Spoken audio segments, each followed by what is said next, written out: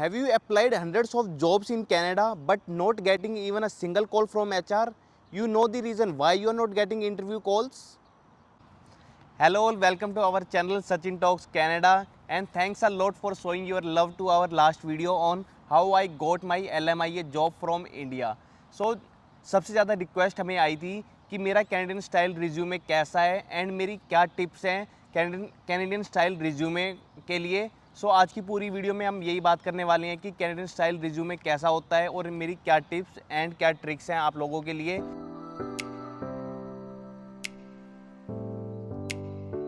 But video में आगे बढ़ने से पहले अगर आप हमारे चैनल पे फर्स्ट टाइम आए हो so please subscribe our channel.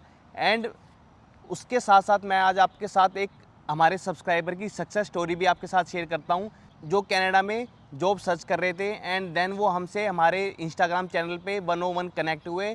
हमारा इंस्टाग्राम चैनल है सचिन टॉक्स कैनेडा एंड हमारी टिप्स एंड ट्रिक्स से he landed actually a good job in Canada. So here is the success story video.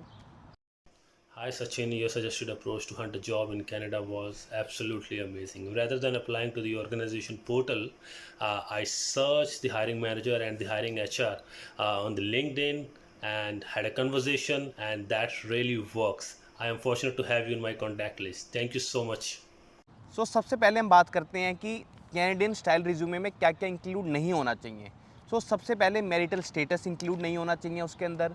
उसके अलावा nationality like आप Indian हो या पाकिस्तानी हो या बांग्लादेशी हो, ये भी आपको इंक्लूड करने की कोई ज़रूरत नहीं है। उसके अलावा आपकी डेट ऑफ बर्थ क्या है कि आपको डेट ऑफ बर्थ इंक्लूड करने की कोई रिक्वायरमेंट नहीं है। उसके अलावा जेंडर क्या है आपका, सो आपको जेंडर भी वहाँ पे रिज्यूमे में लिखने की ज़रूरत नहीं है। सो इसके अलावा आपके माइंड में एक और क्वेश्चन होगा कि आपका जो रिज्यूमे का लेंथ है वो कितने पेजेस का होना चाहिए। So the first thing is कि एक एक्सपीरियंस्ड और एक फ्रेशर का रिज्यूमे का लेंथ डिफरेंट होता ही है, that is very obvious. But आप एक आइडियल लेंथ कंसिडर कर सकते हो कि एटलीस्ट 2 पेजेस का मैक्सिमम आप रखो अपना रिज्यूमे। जो रिज्यूमे में सबसे पहला सेक्शन होता है वो होता है हेडर। सो हेडर में आपको क्या क्या इंक्लूड करना है, आपको इंक्लूड करना है आपका नाम एंड देन आपकी email ID. Apart from that आपको इंक्लूड करना है आपका contact number and then location. So location आपको स्पेसिफिक लोकेशन इंक्लूड करने की ज़रूरत नहीं है, लाइक नॉर्थ यॉर्क टोरंटो। आपको स्पेसिफिक नॉर्थ यॉर्क लिखने की ज़रूरत नहीं है, रेदर देन आप टोरंटो लिख सकते हो जिससे एचआर को ये पता चल सके कि आप किस लोकेशन पे लोकेटेड हो एंड जो वो जॉब पोस्ट कर रहे हैं उसके लिए आप एलिजिबल हो या नहीं हो। सो इसके अलावा अगर आपकी लिंक्डइन प्रोफाइल अपडेटेड है तो आपको आपकी लिंक्डइन प्रोफाइल का यूआरएल वहाँ पे इंक्लूड करना चाहिए। बट मैं इस पे एक चीज़ और आपको बता देता हूँ कि अगर आपकी प्रोफाइल अपडेटेड नहीं है एंड देन उसके बाद भी आप वो यूआरएल इंक्लूड करते हो तो वो एक पॉजिटिव इम्पैक्ट की जगह एक नेगेटिव इम्पैक्ट भी क्रिएट कर सकता है। सो अगर आप अपने रिज्यूमे पे लिंक्डइन आईडी इंक्लूड कर रहे हो सो सबसे पहले आप अपनी लिंक्डइन प्रोफाइल को अपडेट करो, देन आप अपनी आईडी रिज्यूमे में इंक्लूड करो। अगर आपको ये जानना है कि आपको लिंक्डइन प्रोफाइल में कौन कौन से सेक्शंस अपडेट करने हैं, कैसे अपडेट करने हैं, सो आप कमेंट सेक्शन में हमसे पूछ सकते हो। लिंक्डइन पे भी हम एक सेपरेट वीडियो क्रिएट कर देंगे। सो जो नेक्स्ट सेक्शन आता है वो आता है आपका प्रोफेशनल समरी। सो प्रोफेशनल समरी एक काफ़ी इंपॉर्टेंट सेक्शन है आपके रिज्यूमे का एंड ये एक वाइटल रोल प्ले करता है आपके सिलेक्शन में एंड आपके रिजेक्शन में। सो जो आपको प्रोफेशनल समरी में इंक्लूड करना है वो है आपकी कैरियर एकम्प्लिशमेंट। उसके अलावा आपको आपकी अचीवमेंट्स एंड आपको जो फोकस रखना है वो आपकी स्ट्रेंथ एंड स्किल्स पे आपको फोकस रखना है। इसके साथ साथ जो जेडी है आपका, जिस जॉब के लिए आप अप्लाई कर रहे हो, उस जेडी के जो मेन कीवर्ड्स हैं वो कीवर्ड्स आप अपने प्रोफेशनल समरी में इंक्लूड कर सकते हो। उससे आपके चांसेस काफ़ी ज़्यादा इंक्रीज़ हो जाते हैं कि जो आपका इनिशियल स्क्रीनिंग राउंड होता है उसमें आपका रिज्यूमे पास हो सके। एंड मोर ओवर जो इसकी लेंथ होती है इस प्रोफेशनल समरी की, वो बहुत बड़ा ऐसे या पैराग्राफ आपको नहीं लिखना है। Try to be precise and try to keep it short, like 3 to 5 lines only. So उसके बाद जो नेक्स्ट सेक्शन आता है वो आता है आपका work experience. So work experience में सबसे पहले आपको जो चीज़ याद रखनी है वो ये याद रखनी है कि आपको क्रोनोलॉजिकल ऑर्डर में ही आपको आपका वर्क एक्सपीरियंस लिखना है एंड देन आपको कंपनी के नाम के साथ साथ आपको आपने किस डेट से किस डेट तक उस कंपनी में काम करा है आपको ये चीज़ ज़रूर इंक्लूड करनी है लाइक आपको 19 Feb 2022 23 Jan 2023 लिखने की ज़रूरत नहीं है। इंस्टीड ऑफ दैट आप लिख सकते हो Feb 2022 Jan 2023। एंड इसके अलावा ऑलवेज मेक श्योर कि जब आप अपने वर्क एक्सपीरियंस के अंदर कुछ भी स्टेटमेंट्स डालते हो उसके अंदर try to be more like factual, उसके अंदर आप फैक्ट्स डालो एंड नंबर्स डालो, कुछ ना कुछ उसको क्वांटिफाई करो। Like for example if you have delivered 5 projects in your tenure of 2 years 3 years, so make sure you right it properly so that आपके जो HR है उसके ऊपर एक इम्प्रेशन पड़े कि आपने क्वांटिफाइबल एंड काफ़ी ज़्यादा काम किया है। एंड ऑल्सो मेक श्योर कि आप सारा स्किल सेट्स को उसमें प्रॉपरली एक्सप्लेन करके लिखो कि आपने ये स्किल सेट्स पे ये प्रोजेक्ट्स डिलीवर करे हैं। एंड अपार्ट फ्रॉम दैट हमें काफ़ी सारे क्वेश्चंस आते हैं कि लाइक हमें इस जॉब के लिए बेसिकली हमारा प्रोफाइल डेवलपर का है बट हम लोगों ने 50 जॉब्स के लिए अप्लाई किया है बट हमारे पास एक भी कॉल लेटर नहीं आया है। उसका रीज़न एक्चुअली ये होता है बिकॉज मेनली हम लोग क्या करते हैं कि एक ही रिज्यूम को 50 जगह पर सेम फॉर्मेट को हम अप्लाई कर देते हैं बट एक्चुअली ये चीज़ थोड़ी सी गलत है। बिकॉज हमें क्या करना चाहिए, हर जॉब या हर अप्लाई करने से पहले पोजीशन के लिए हमें अपने जो रिज्यूम को थोड़ा बहुत कस्टमाइज़ करना चाहिए, थोड़ा बहुत मॉडिफाई करना चाहिए।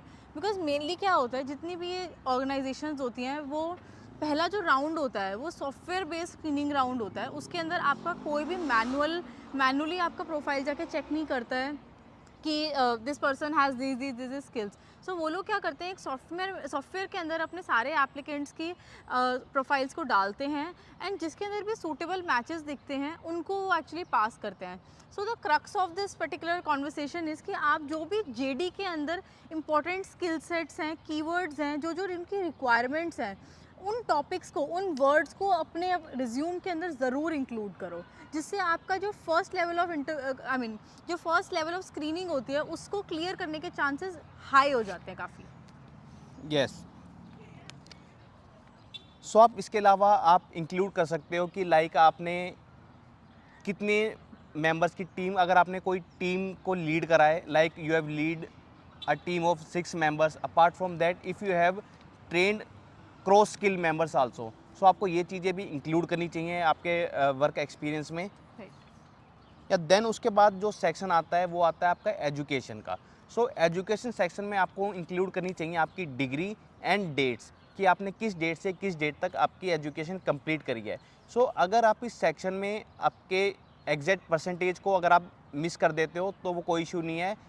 देन उसके बाद जो सेक्शन आता है वो सेक्शन है आपके सर्टिफिकेशंस का। अगर आपने कोई भी सर्टिफिकेशन करी है देन वो सर्टिफिकेशन आपको ज़रूर इंक्लूड करनी चाहिए। एंड आपने कौन से इंस्टीट्यूट से कंप्लीट करी है एंड कौन से ईयर में कंप्लीट करी है, आपको ये सारी डिटेल्स आपके सर्टिफिकेशन सेक्शन में इंक्लूड करनी चाहिए। देन उसके बाद जो सेक्शन आता है वो आता है ट्रेनिंग्स का। अगर आपने कोई ट्रेनिंग्स भी करी हैं जो कि आपकी करंट जॉब या आप जिस जॉब के लिए अप्लाई कर रहे हो उस जॉब के लिए बेनिफिशियल है तो आपको वो ट्रेनिंग्स इंक्लूड करनी चाहिए। उसके बाद आपका सेक्शन हो सकता है वॉलंटियर वर्क। अगर आपने आपके रेगुलर वर्क से अलावा भी अगर आपने कोई वर्क करा है कंपनी के लिए तो आप वॉलंटियर वर्क में डाल सकते हो। लाइक अगर आपने फायर वार्डन की ट्रेनिंग करी है अपनी कंपनी में, लास्ट कंपनी में, या उसके अलावा भी अगर आपने ग्रीन अर्थ का कोई प्रोजेक्ट करा है तो आप इस तरीके के वॉलंटियर वर्क भी अपने रिज्यूमे में डाल सकते हो। उससे भी काफ़ी ज़्यादा इम्पैक्ट पड़ता है। बिकॉज ये जो सारे के सारे स्टेटमेंट्स होते हैं या फिर जो ये एक्टिविटीज़ होते हैं इससे आपकी पर्सनालिटी काफ़ी रिफ्लेक्ट होती है कि how you are as a person, how you are as a team member. So इस टाइप की एक्टिविटीज़ का काफ़ी एक अच्छा रिफ्लेक्शन पड़ता है आपकी एंटायर पर्सनालिटी के ऊपर। सो उसके बाद आप एक सेशन बना सकते हो स्किल्स का। स्किल्स में आप डाल सकते हो कि आपके पास कौन कौन सी स्किल है, तो आप कोमा सेपरेटेड लिस्ट बना सकते हो। लाइक आपके पास जावा, नोड JS या जो स्किल सेट आपके पास हैं तो आप वो स्किल सेट उस सेक्शन में डाल सकते हो। उसके अलावा जो मेरी टिप्स हैं आपको, अगर आप एक बार अपना रिज्यूमे बना लेते हो देन आप 2 बार उस रिज्यूमे को रीड करो एंड मेक श्योर करो कि आपके रिज्यूमे में कोई भी ग्रामेटिकल मिस्टेक्स नहीं है।